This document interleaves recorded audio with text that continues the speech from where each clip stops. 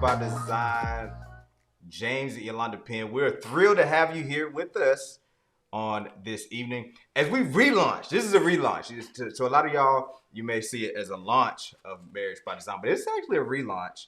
We started Marriage by Design years ago. We'll get into a little bit of backstory, but first, baby, you're looking good. Thank you. You're looking good too. You know, every now and then you gotta do a little something. I know it's gonna be sitting next to you, right? So, listen, we want to welcome you all to the show. Okay, special shouts out to you. We want to welcome you to the show. We are Marriage by Design. My name is James Penn Jr. This is my beautiful wife, Yolanda Penn. and we have been married. It'll be 16 years in May. Right. Shouts out to us for 16 years of wonderful marriage. So that means I'm the husband of the year for the last 15 years running. Yes, that is so true. right. And we are, I guess I'll go ahead and get into the back, kind of the background, how we got to this point. For our pilot YouTube episode, I call it that. We have had a lot of people over the years reach out to us through organic demand about how do you all have such a wonderful, amazing marriage. We have not only been married for over 15 years, but we also have worked business together. We have 4 beautiful children together. Wife, birthed, and people used to always ask us like, how do y'all do it? Like, how do y'all work together? I can barely, get along with my spouse, let alone work with them. Right. Well, it all started in college when James and we met through a service organization that me and some other brothers and sisters co-founded. And when we first met, he did not like me. So that's a long little story to that. But we, I wouldn't say we first met, he didn't like me, but through the process of candidacy. Through the process of you getting an attitude with me. Okay.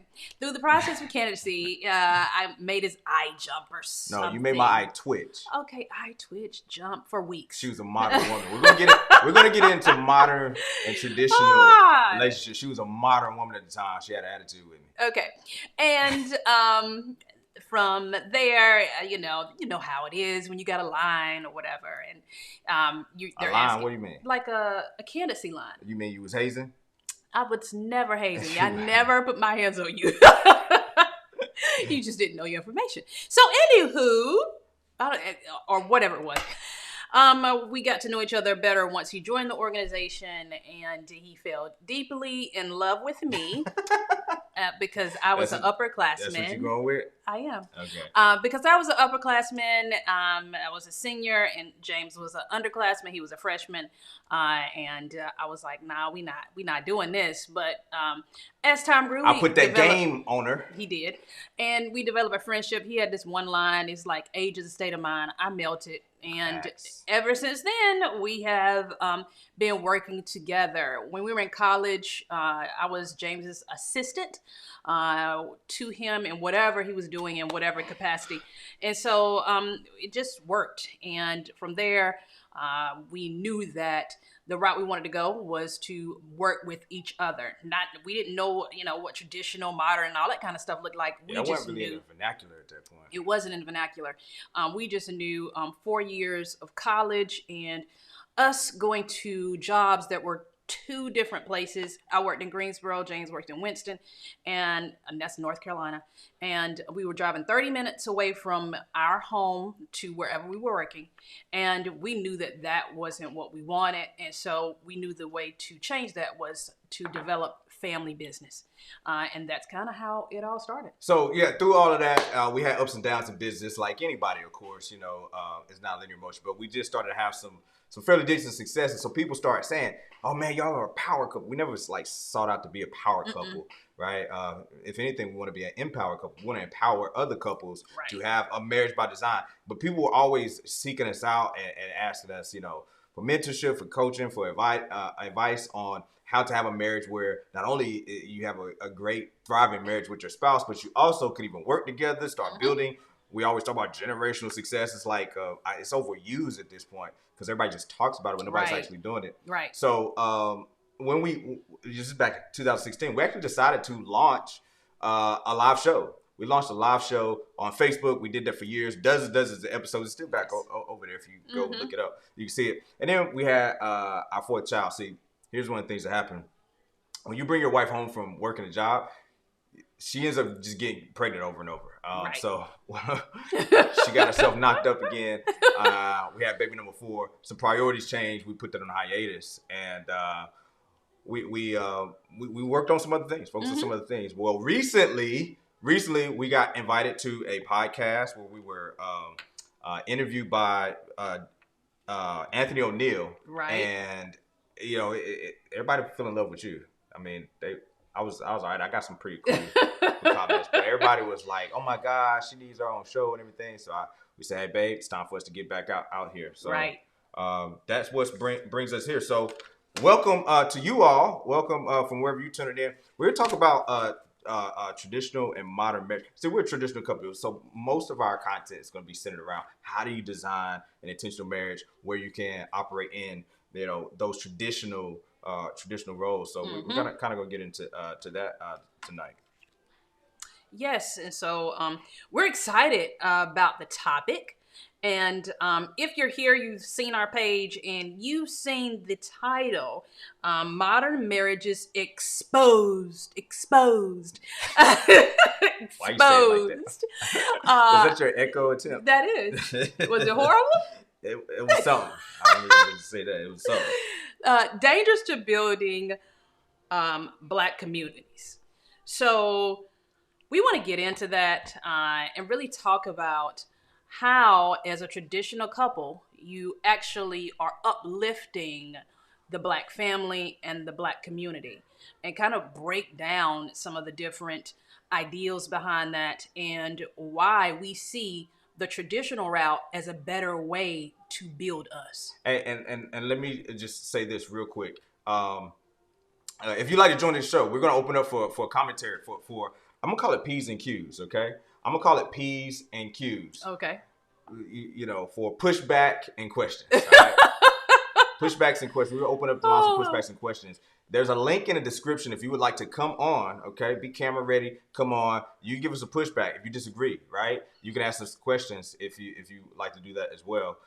So we're going to open it up. All you got to do is click the link in the show description, and we'll do that a little later on in the show after we get through the content. But also, if you can't, find a link or whatever the case may be, just go to joinlive.themarriagebydesign.com, joinlive.themarriagebydesign.com, and that's how you can get access to join on to the show. All right. So listen, here's where this topic springs from. Modern marriages exposed. All right. Dangers to building Black communities. When we had our interview with Anthony O'Neill, Overwhelming majority of feedback was tremendous. But there were some people that were like, well, y'all are bashing modern marriages, and why you gotta bash, women for this or that. And really, when I looked at the content, I was like, where do we say any of this? Where do we say anything about bashing modern marriages, or you can't do it? As a matter of fact, I thought we were very, very diplomatic. I thought we were very much saying, hey, you know what? We're not saying one is right or wrong. And truth be told, upon further review, upon some introspection, I was like, I was just trying to be nice, really. I was really just trying to be nice. And truth is, modern marriages are not what we need in the black community. Period, point blank, end of the story. So if we're gonna get railroaded and lambasted for being diplomatic and trying to say, oh, it's okay, what dog, and then they say, oh, you bash, what doggone it, let's go in it. Doggone it, let's go in there. Here's the deal. There's a tried and true method that has proven results, and this is not to say that you mistake general teaching for a specific counsel. There's always outliers. There's always extremes, but generally speaking, for the general population, there's a method of traditional marriage that works. So let's just talk about that. What do we mean when we say traditional marriage? Because that was the thing that came up as well, right? Right. Traditional marriage, and it was said on the show, hey, working outside of the home, and that's a part. It's like an elementary, definition, if you will, of it. And if people were listening to really hear, you could get the essence from the full context of everything we talked about. You can get the essence of what we meant there. But if you're listening just to try to dissect, then I can see where that may throw you off. So let's talk about it. What is a traditional marriage, right? What's traditional marriage? What's that all about? Well, I think it's several factors that define traditional marriage. And I think one of the biggest ones is adhering to traditional roles. Traditional roles for your wife, traditional roles for the husband. Some people may call them gender roles, such as the wife is a nurturer, support, and comfort. And the husband, he leads, he protects, and he provides. I think across the blanket, if you could say that's where it starts, then I believe that is the beginning and where you can start to really dive into more of an explanation and kind of break that down. But first, you do need that in order to be a traditional couple. Yeah, so traditional gender roles. That's I don't know why that's controversial. Very controversial. But like men and women are different in the story. We're different. We're not the same. Okay, and we want to encourage families to follow traditional gender roles because division of labor and specialization just proves to give better results across the board in really every area of life. Mm-hmm. Specialists get better outcomes than general practitioners.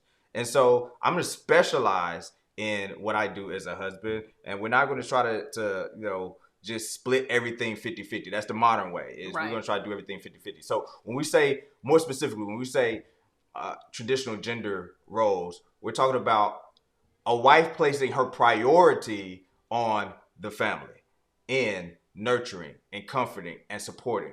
Okay? Mm-hmm. Place a priority on the family and nurturing, comforting, and supporting. But watch this. The husband also places a priority on the family. It just looks differently. Right. It manifests itself differently. So I'm still, as a traditional husband, prioritizing the family, but I prioritize the family through my division of labor is to lead, to protect, and to provide. And so when we do that, what happens is we're able to specialize, have a division of labor, and then everybody wins. Everybody gets better results. Right. And I can say I am much happier on the side of the nurturing, support, and what was the last one? Comfort. Yeah. Comfort. I feel happier on that side because before, it wasn't until 2012 that I actually came home full time. And I worked a job that was sales driven. It was in education, but it was still sales driven. And I literally had to turn off the switch of being in sales mode, being in tell people what to do mode, so that I can come home and still allow my husband to lead. Now there's no switch to turn off. There's no switch to turn on. I don't feel like I'm living this double personality. I feel complete, whole, satisfied in being able to be there for our 4 kids, being able to support you and whatever it is. Babe, what do you need? What do you need me to do? How can we move forward with our visions, our goals, our plans? We do regular planning sessions so we understand and know how to move forward. And so I feel more complete in that role. Is it stressful days? Of course. I have 4 little people that look up to me. They bypass daddy on everything. He could be sitting right there and I could be doing something and they're going to ask me. and so they stop me sometimes and ask where you are. Yeah, they do. Literally. They'll say, "Where's mom?" And he has to say, "What do you want?" Right. And so it's like, "Mom, with mom." But I enjoy that because I feel like you built for it. Right, I'm built for it. I'm not built for it. No, he's not. And I've enjoyed that time, all the time that I've got, raising the little ones. James alluded to us taking a hiatus, and we did that. We had another baby in 2019, and our show ended in 2019, like 2 or 3 months before she was born. And so we took a step back, and I was, excited to do so that I can give her that undivided attention. I nursed her, fed her. I was her sole source of food for the first 6 months. I nurtured her all the way through my milk for 2 years. And so I think a lot of times that would be more difficult to do because I did it working. I did it working and with our first child, and it was hard. It was stressful. It was hard. It was tears that it was cried because I wanted to be home. I cried almost for the first several weeks going back to work after that 12-week leave. I cried almost every day. Let's talk about that. Working, right? Because that was one of the things that came up was, can you work outside of the home and still be a traditional wife? We have a traditional relationship. Mm-hmm. Like, let's dive into that. Now that we have the space and time to really unpack it a little bit more. Because generally, no, you're not working outside of the home as a traditional wife. You're not working outside of the home in a traditional family setup. But that is, again, that's generally speaking, right? Right. So what, can you ever work outside of the home as a traditional wife? How does that work? Yeah, you can. And if you are working outside the home, your priority is still to the home. It typically, hopefully, it's a part-time job, but you're still in your feminine nature. You're still providing nurturing support. You're looking at being a teacher or something in that capacity, daycare, whatever it is, something in that capacity to where you're not having to switch and live this double personality, I would say, type thing, where I'm going from a strong, high-powered leading position in sales to actually switching over. Now I'm going home and now I'm going to be a nurturer support. It's just really difficult to turn that off. And I think another key part of it is the component of how many hours are you putting into that job? I think that's a key component. Yeah. Like from a husband standpoint, I'll say this. It's grossly unfair to ask your wife to go out there and operate in the capacity where she is, has to take on a masculine frame to be able to succeed in what she's doing professionally, and then ask her to cut that off when she gets home, right? She's not an on-off switch. She's not a yo-yo. And so, there are some different occupations that you can remain in a feminine frame. And then also, like you said, the time frame, particularly like everybody doesn't homeschool, you right. Homeschool, particularly if there's something part-time or you're doing something to contribute, even from just an entrepreneurial standpoint, we're big as entrepreneurs. So maybe you have a business, maybe you're doing some different things, but are they allowing you to remain in a feminine frame? Is your priority still to comfort, nurture, and support? See, that's where the difference is. Right. When people when women are chasing their career as their priority, that's not traditional. Right. It boils down to that. Are you prioritizing your career over the family? Right. That's not traditional. Right. And as you can hear, right. We live. Right. And because people was like, oh, you ain't traditional. You got childcare. You got nannies. You got help. You got this. I mean, we got childcare going on right now. You still Yeah. hear the baby in the background, right? Yeah, So yeah. let's just go ahead and deviate. We ain't got to follow like just the flow of everything we got written down here. Let's talk about that, right? Like, can you be traditional and still have help? Because that's one of the things that came up. You know, it's like she ain't a traditional wife. She ain't doing nothing. She got a nanny. She got, Oh, wow. she got hired help. She got house cleaning. She ain't no traditional nanny. Right. Traditional or wife. A traditional wife, right? Yeah. It's needed. With 4 kids, of course, you can make it work, but 4 kids at your homeschool. 4 kids I homeschool. How about age and ranges? Right, age and ranges. I homeschool 3 of them.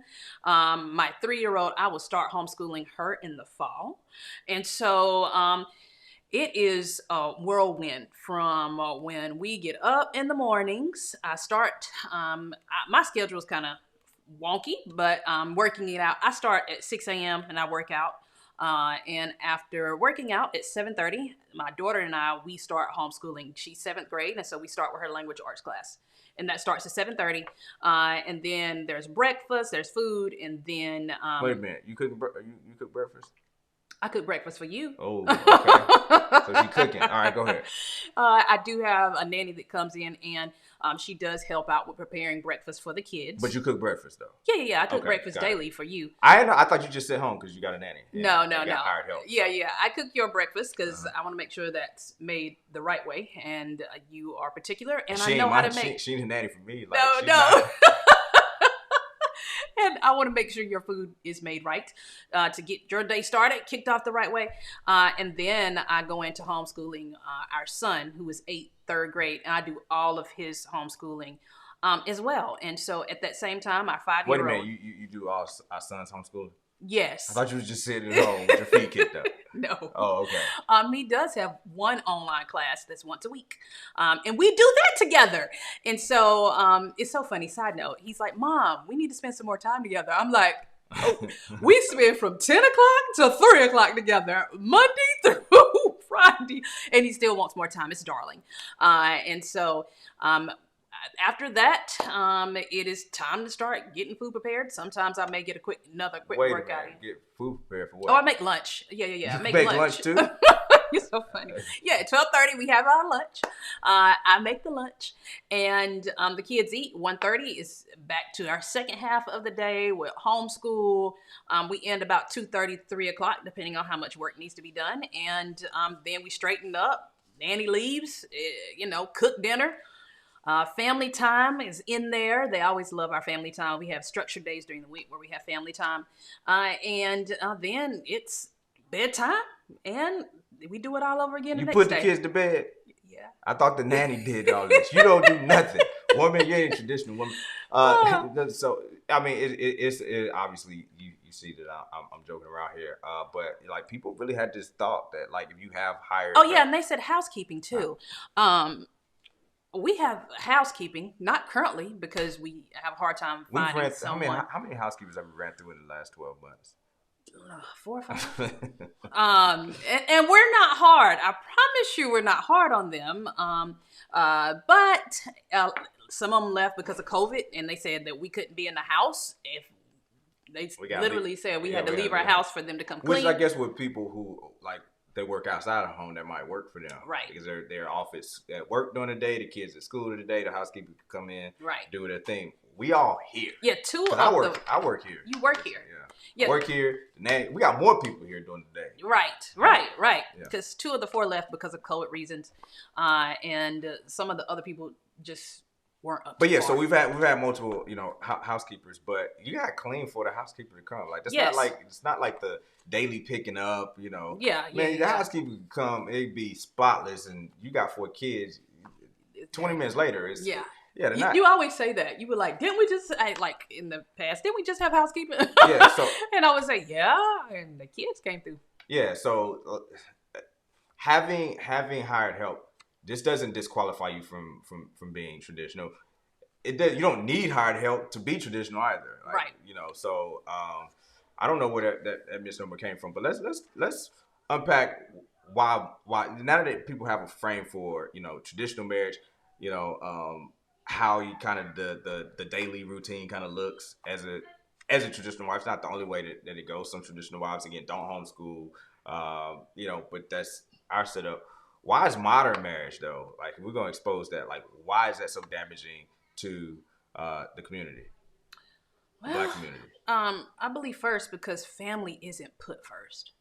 I believe that's where it starts and why it's so damaging. People like, I put my family first. But can you really say that if you are away from your child and your family 40 plus hours a week? Let's just take the approach of the modern day family. With the modern day family, everybody is usually out of the house by what, 7:30, 8 o'clock? And they don't get home. Everybody typically does not, kids may get out of school 3:30, but everybody doesn't get home really to traditionally what, 5, 6 o'clock, because you ain't getting off work till 5. right? So yeah, 6. Right. So They have to do the after school stuff or whatever. They got, something. right. So how much time is really spent building family in that particular scenario? Now, of course, kids need to be educated and learn. We just find that homeschool for us is what works. A lot of Listen, let's just go at it. We talk about the school to prison pipeline. Yes. As a community, and how it's destroying how our Black boys particularly are treated in the schools. They want to put them on ADHD. The teaching profession is dominated by white women and who don't necessarily have a frame to understand Black boys or just boys. All boys, but definitely, like, I work with our son on a daily basis. He's very different from my girls. He talks louder. He is more excited. He speaks more. He speaks his mind more. He questions more. He does all these different things, and I'll allow room for that. Now, do I reel him in sometimes when he starts getting off topic? Of course. But I can allow room for that. You can't allow room for that when it's 28 students in the class, when it's 20 students in the class.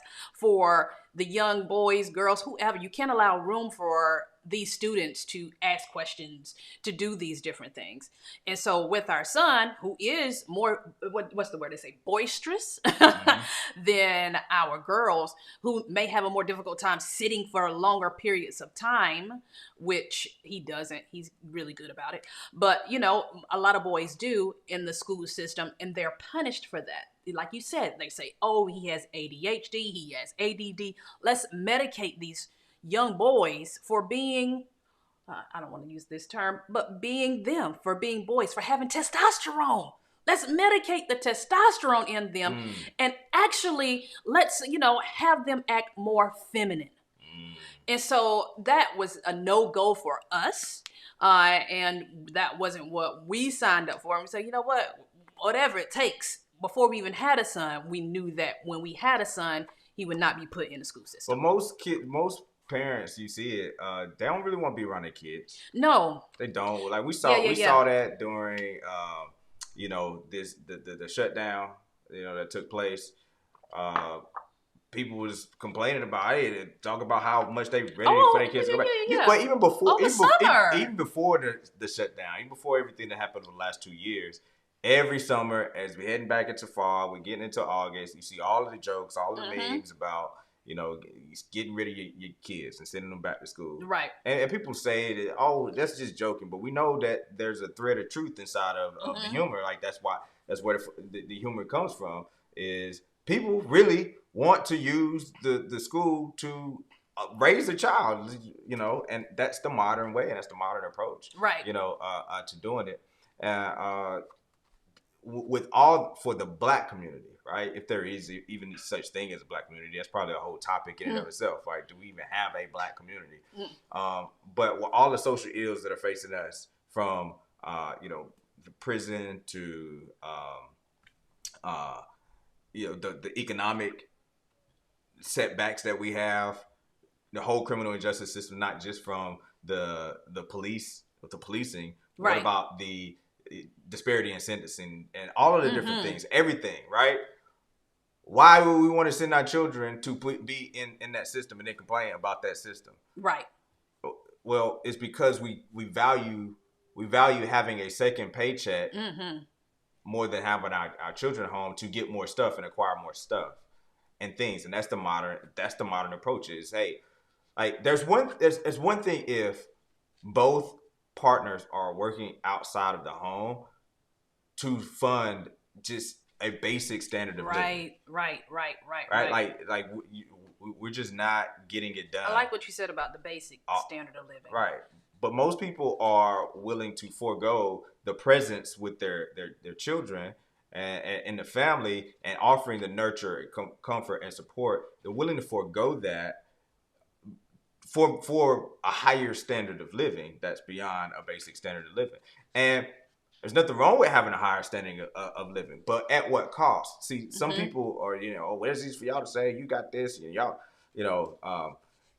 it's always people who, once you made it, you want to talk about other people. No, but we never, in our process, and we ain't made it for sure. Right. For sure haven't made it.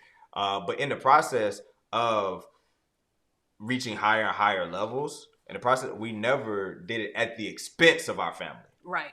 We don't do it at the expense of our family. Right. And that's a key distinction. And if I can be honest with the people, there were times when after I came home in 2012, business was going phenomenal. It's a word I use a lot. And there were times when it wasn't. There were times when it was tight. And you may feel that if you are an entrepreneur, like my husband, as a wife, you may feel that where times might get tight and you really are like, okay, we're in a budget season. Like, this is the grocery budget. Don't go over this.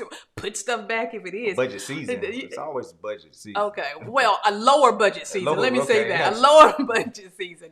And we felt that. I know what she was doing. You just didn't want to use the word frugal. No. Oh my gosh. If James says frugal to me, it's frugal season. Sometimes you go through frugal season. He would say that. I was like, oh, oh boy, it's tight. So just going through that, I can say that there were times when it was more lean and we made that one income work. And so when you were speaking to, like, you have to have arrived, people think you've arrived for you to, be a traditional mom and be a stay-at-home mom, be a homeschool mom and all these different things. No, you make your income work with whatever it is. You delay the different things. Right. You don't have 2 cars. We don't have 2 cars now because it's not needed. And why spend that money on a second vehicle if it's just going to sit? We will eventually have 2 cars, but it's not anything that is on the forefront of anything that's desired or needed right now. And so I think that the biggest thing is delaying and deciding what can I put on the back burner until we get there and not it be at the expense of our family and raising our kids. We didn't go on vacation. You and I didn't have a strictly vacation with just me and you from our honeymoon till, was it 2020? Huh? Yeah, it was 2020. Okay. 2020. Our honeymoon was in 2006. We went 14 years. Really? We went 14 years without ever having a pure vacation. Now, we traveled.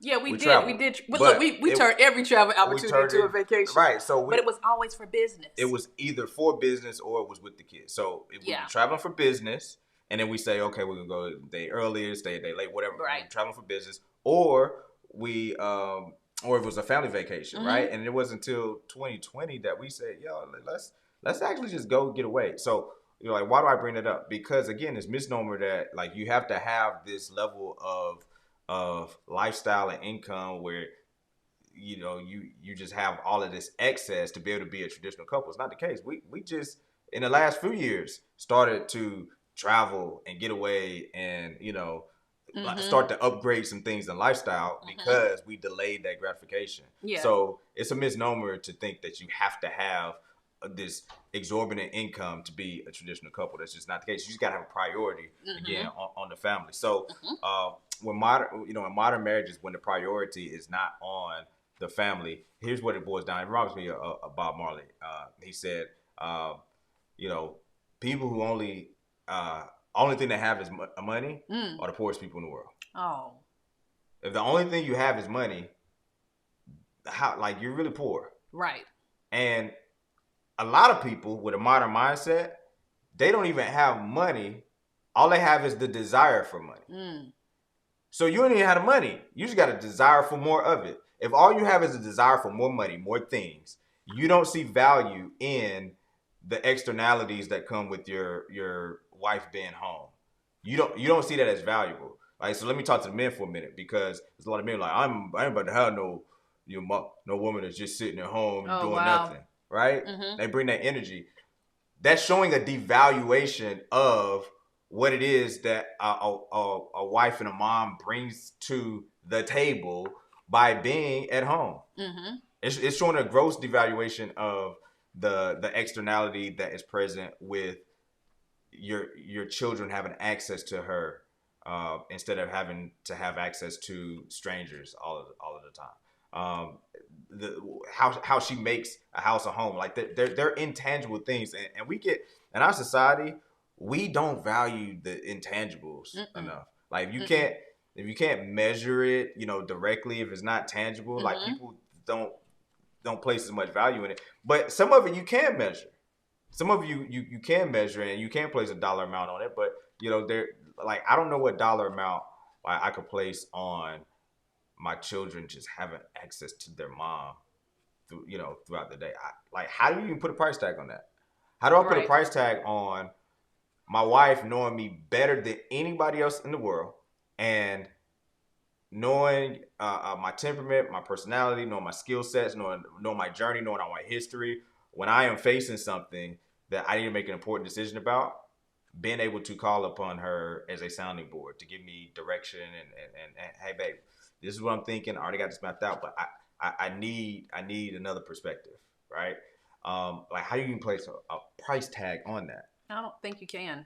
Like you say, it's intangible. So it's one of those things that you have, and we wouldn't have that if I was working outside of the home. And even if you still owned your business and I was working outside of the home, I am answering to somebody else's clock.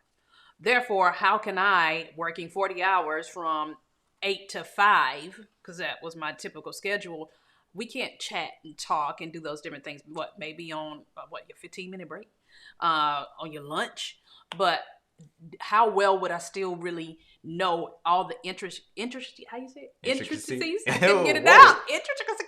How well could I really know the ins and outs? Down. It did, didn't it? The ins and outs of, James's career, his business, his focus, if I wasn't present.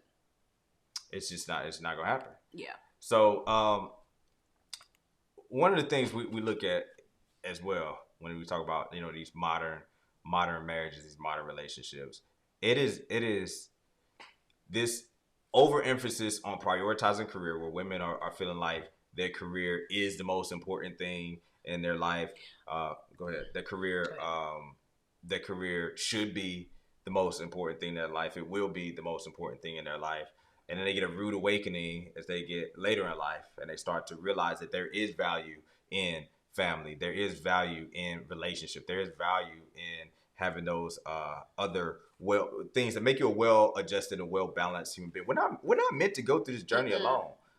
We're not. So when you prioritize your career, this is the modern way. Prioritize your career over the family, and what you're telling your future spouse, if you actually end up getting that future spouse, which a lot of people aren't finding themselves not being able to do. Right. What you're telling them is, hey, I'm glad I met you now at this, older age in life, because you're not as important as my college education was and my master's degree. And you're not as important as me starting my career or advancing my career or traveling. Or you're not as important as those things. So I'm glad I did all of those things before I met you, because had I met you before then, I was going to prioritize that. That's what you're telling your future spouse.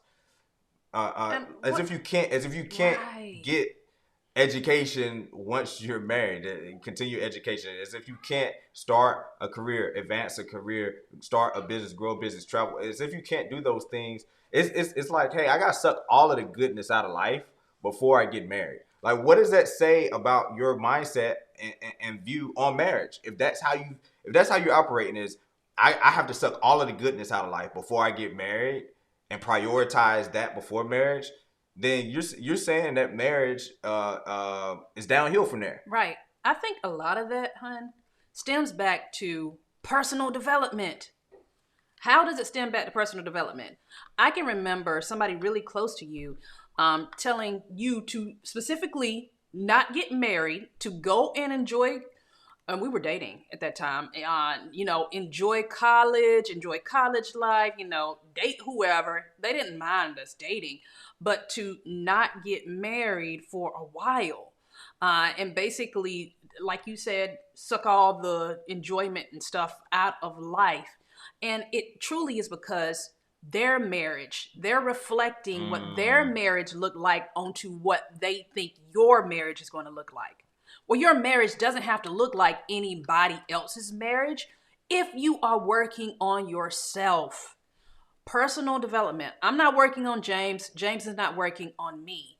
I read books like crazy. I had a lot of work to do, and I'm still working on myself. James teases me sometimes, and he tells me to go pick up this book. You haven't done that in a while, but maybe I'm getting better. I give her a diagnosis depending on where she is, on how many pages she needs to read. Yes, so it's a joke.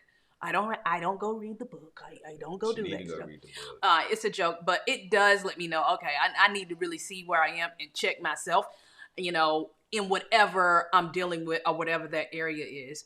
And so I had to change a lot of stuff within myself and become a better person, which is difficult to do when you look in the mirror and you see those flaws in yourself, you see those flaws in your personality, and you start working on yourself. We've never worked on our marriage. We never sat down in front of a marriage counselor and said, counsel us or anything. Is there anything wrong with that? No. And what I'm saying is you have to work on you. If you're doing the marriage counseling, you're doing all that kind of stuff, because we know couples that went to marriage counseling. We know couples that, talk to their preachers, their pastors, talk to the counselor. And ended up with the counselor. Ended up in divorce. I shouldn't laugh at that. No, you shouldn't. Ended up in divorce. And so just outwardly, being told this is what you need to work on, this is your issues and all that kind of stuff. But what if that issue is me? What if I need to work on me? What if I am impatient? What if I'm bossy? What if I am holding stuff in and not actually telling you how, I feel? All these other different areas. How is that being illuminated with a marriage counselor that's having y'all work on y'all relationship with tactics versus you diving deep down into your soul and saying, oh, that's the issue that stemmed back from when I was a child and I felt abandoned by my father. And that's where you start to need some therapy, right? That's where you start crossing lines over into not getting into just, tactics and techniques, right? But the core of who you are. And so there's a place for that. But just to kind of get into some of the other effects that are happening with, modern marriage. One is, I think it's less marriage. Mm-hmm. Because you're waiting so long. You're waiting so long because your priorities are misplaced. Right. And so people are scared to say, people are scared to tell people, no, you're wrong. You did that wrong. Right? People are scared to say, everybody wants to be pacified with, hey, there's nothing wrong if you're not married by this time or that time. Sure there is. If marriage is a priority and a goal for you. Mm-hmm. Yeah. If marriage ain't a priority, or a goal, if marriage isn't a goal of yours, right? You don't want to be married. Cool. Don't get none of it we say ever twisted from the fact that I am or we are saying everybody has to do something. No. We're saying if you want certain outcomes, there's certain things that have been proven to work for those outcomes. Mm-hmm. If you don't want that outcome of marriage, do what you do. Right. Even if you do want the outcome and you decide they wrong, they don't know what they're talking about, I'm not gonna do that. Fine. My thing, don't complain. Don't complain. Because here's what I don't see. I don't see people in traditional relationships really complaining. Mm-mm. I don't see people I don't see traditional husbands who have traditional wives complaining. I don't see traditional wives with traditional husbands complaining. Mm-hmm. I see a lot of modern people out here complaining about the dating market. Mm-hmm. I see, I do see modern people who want their spouse, their counterpart, to be traditional. Mm-hmm. Modern women who want traditional aspects in their man, but they want to be modern.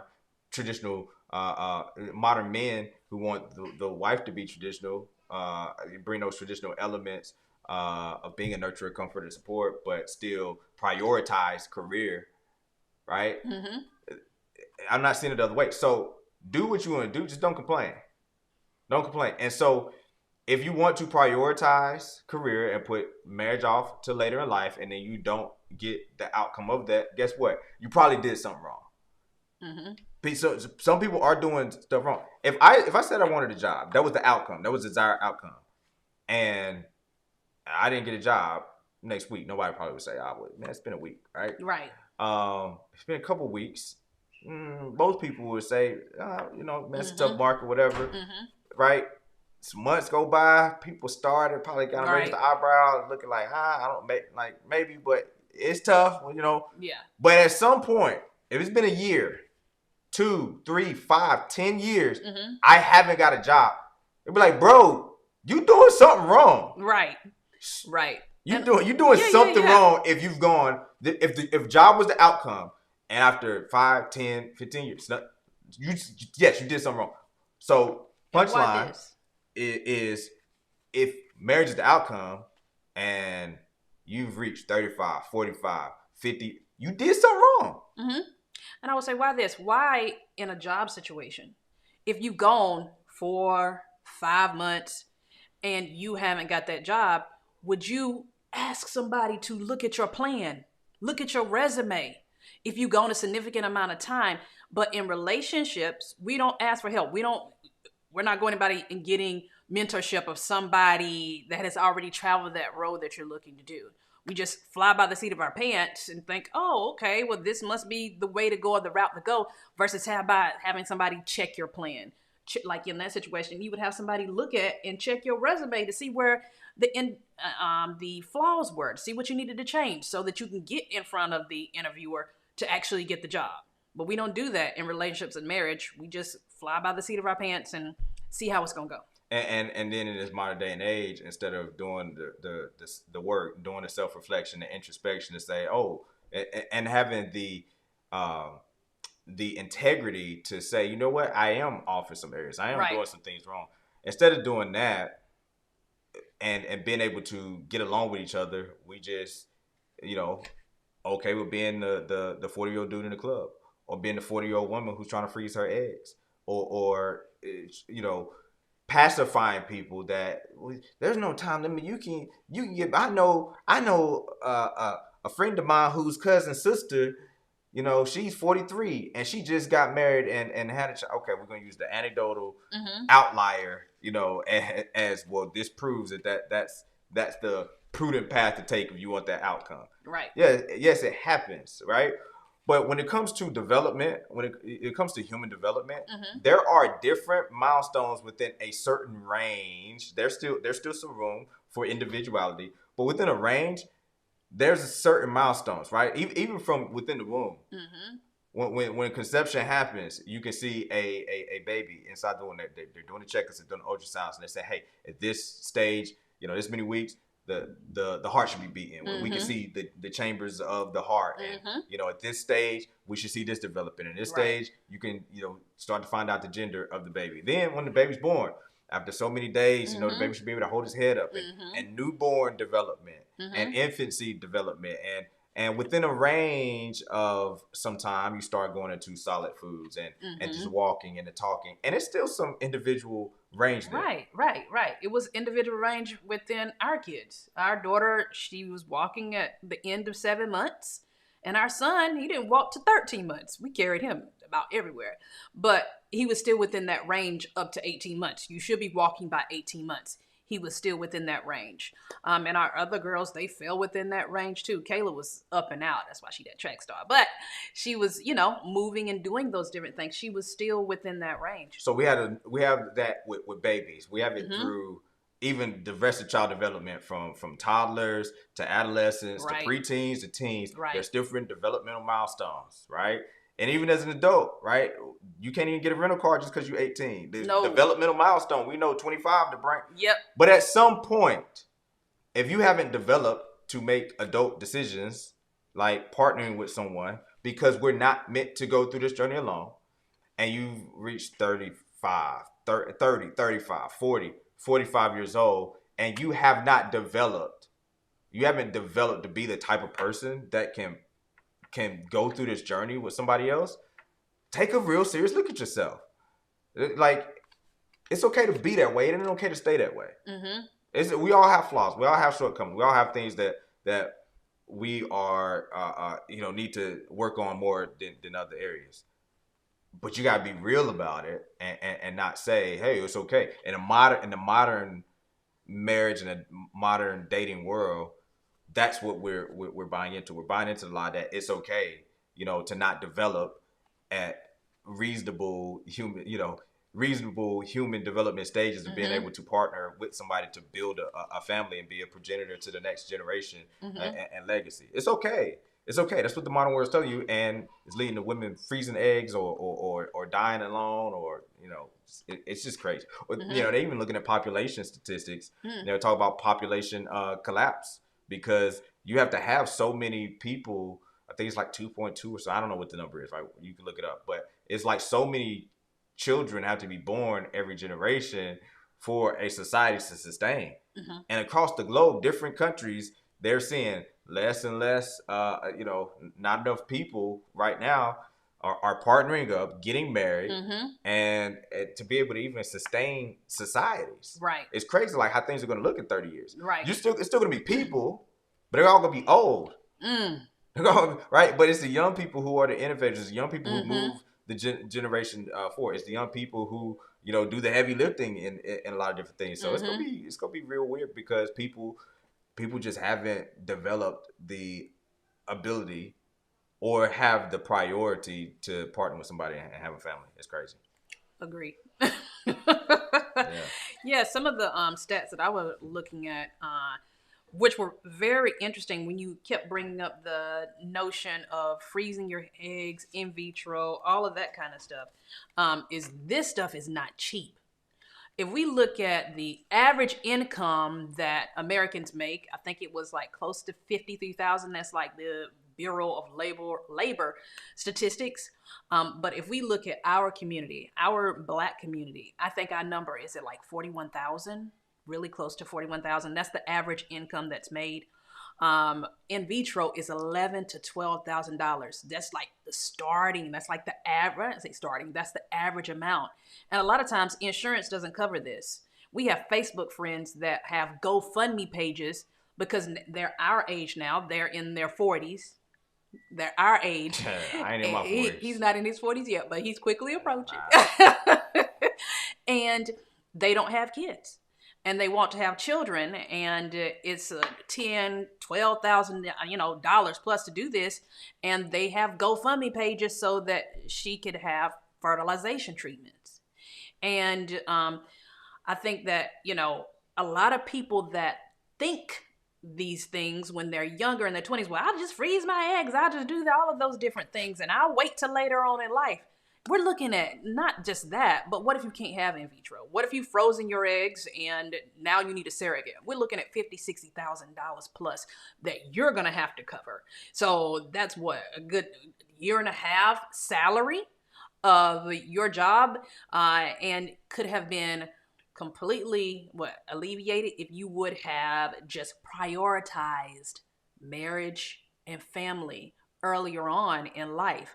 And a lot of times women can identify in their 30s and 40s that young man that was in his 20s at the same time y'all were, and wanted to date, court, build, all of those different things, but your career was more important. And so you prioritize career and said, oh, I'll get a man later or whatever, because our mothers, sisters, cousins, aunts, grandmothers told us that we, in modern society, let's not leave that out, told us that we need to go get a job, we don't need to depend on a man, and we need to have a career before we start having a family, which is truly backwards, because you want your family while you're young.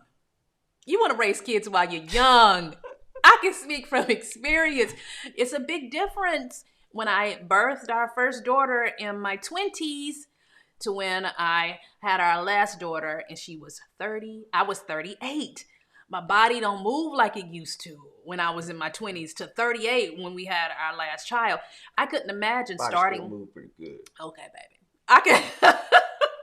I couldn't imagine starting and wanting to have a family and starting in my 30s and 40s. And if that was the case, do you truly get the amount of children that you want? We knew early on that we wanted. First, we said we wanted 4 kids, and then we had 1. And we said, well, okay, we want 3 kids. Then we had 2. We were like, we're done. Because it is a lot of work. But fortunately, it didn't stop with them. And we have 4 children. And it's a lot of fun. But it's even more fun when you're younger doing it. And as they get older, we get freed up to do, or I get freed up to do more stuff. But I couldn't imagine starting at like some of our friends in their 40s. Having kids. Like my knee is giving me problems right now, so I can't imagine how I'm gonna run up the stairs after an infant that's crawling around at that age. Yeah, I'm tired. I'm tired. Somebody needs to start parent by design.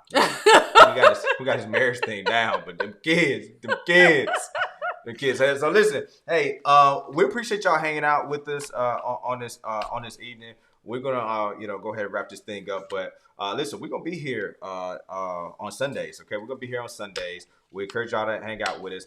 We'll be growing this thing. This is the first one, right? Mm-hmm. It's gonna get better and better. We look forward to y'all chiming in. We're gonna have you get on the show. Come back with your questions. Give us your feedback. Again, it's just gonna get bigger and better. Come back next week as well. And listen, between now and the next time that our paths cross, I want you to go out there, design the type of life you deserve for you and your family, and we'll see you on the journey.